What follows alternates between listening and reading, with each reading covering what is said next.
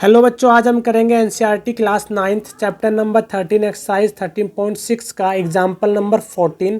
तो example number 14 है, at a Ramzan mela a stall keeper in one of the food stall has a large cylindrical vessel of base radius 15 centimetre filled up to a height of 32 centimetre with orange juice. देखो इस line का मतलब क्या है।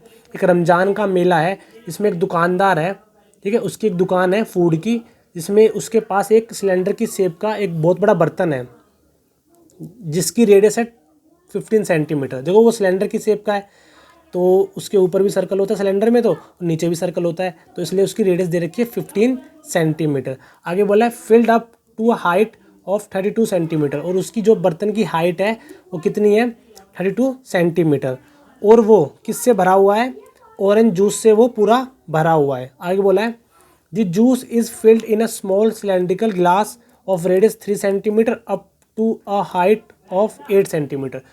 तो वो बड़ा सा बर्तन है, वो छोटे छोटे जो गिलासेस है हमारे पास, सिलेंडर की शेप के गिलास है, उसमें वो जूस डाल डाल के बेच रहा है, ठीक है। और जो वो छोटे छोटे ग्लास के पैकेट्स हैं उसकी रेडियस दे रखी है 3 सेंटीमीटर और हाइट दे रखी है 8 सेंटीमीटर।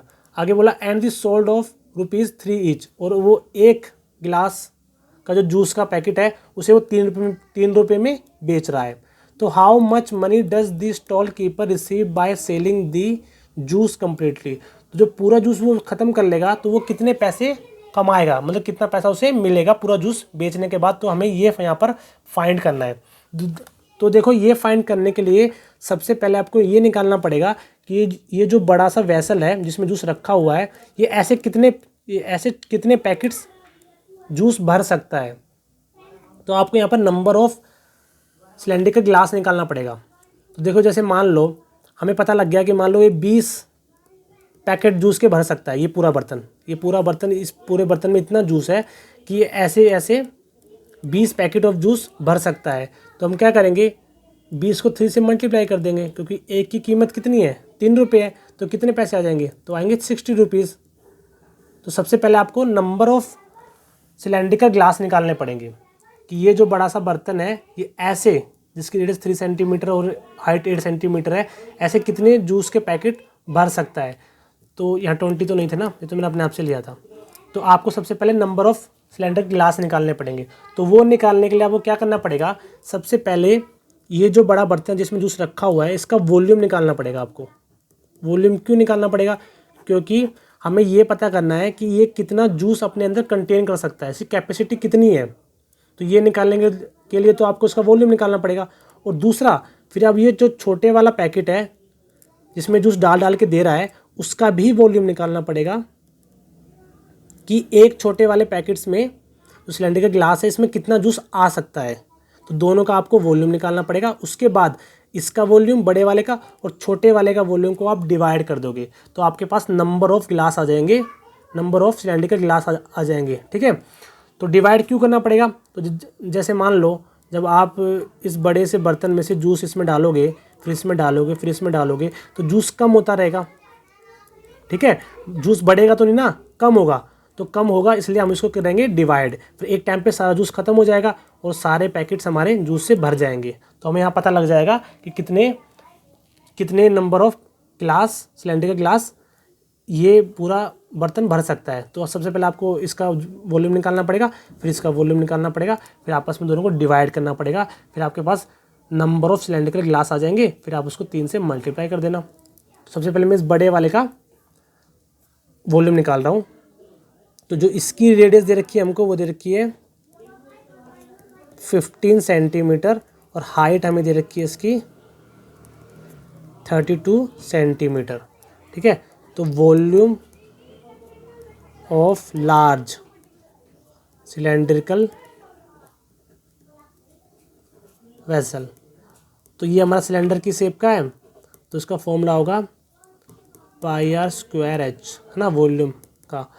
तो पाई, देखो आप इस पाई को पाई रहने दो और आर की जगह पर आप रेडियस लिख दो और एच की जगह 32 लिख दो, क्योंकि बाद में हमें इसके वॉल्यूम से इसको डिवाइड करना है, तो वहाँ से पाई कट जाएगा।